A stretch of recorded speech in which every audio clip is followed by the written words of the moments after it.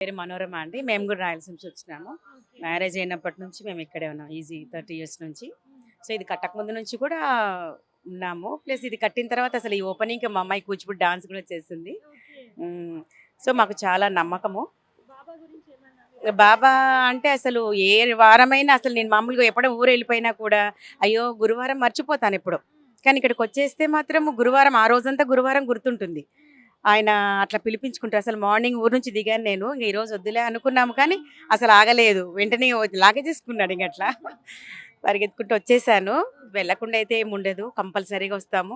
ఏదన్నా లోపము, బాధ అనిపించి కొంచెం మనసులో ఆయనను తలుచుకుంటే చాలు. అది ఏంటో అలా తీసేసినట్లే అయిపోతది ఆ ప్రాబ్లము. తీసేసినట్లే అయిపోతుంది. మనం పెద్దగా అడగాల్సిన అవసరం కూడా లేదేమో నాకు తెలిసి. బాధపడినాము. మాకు అయ్యో! ఇది అయిందే, ఇలా జరిగిందే అని అనుకున్నామనుకో, అదేంటో వెంటనే అలా తీసేసినట్లు అనిపిస్తుంది. హ్మ్. సో, ఎప్పుడూ ఆ నమ్మకంతోటి ఇక్కడికి వస్తుంటాం మేము. హ్మ్. షిరిడీ వెళ్లారమ్మా మీరు? చాలా సార్లు వెళ్ళామండి హ్మ్. షిరిడీకి కూడా. అక్కడికి వెళ్ళొచ్చిన తర్వాత అదేంటో ఆ పాజిటివ్ వైబ్స్ హ్మ్. మన మిరాకిల్స్ అని అనడానికి కాదు. మనం చేసేవి మన వెంటే ఉంటాయి. హ్మ్. ఆయన మనం ఏది చేసినా అది మన వెంటే ఉండి మనల్ని బ్లెస్సింగ్ చేస్తూ ఉంటాడు. మనల్ని కాపాడుతూ ఉంటాడు.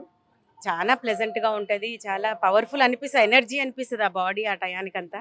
ఇక్కడికొచ్చినా అంతే మంచిగా ఇట్లా ఎనర్జీలాగా అయిపోతాము. ఆ బూస్టింగ్ వస్తుందేమో, ఆ పవర్ వస్తుందేమో అనిపిస్తది.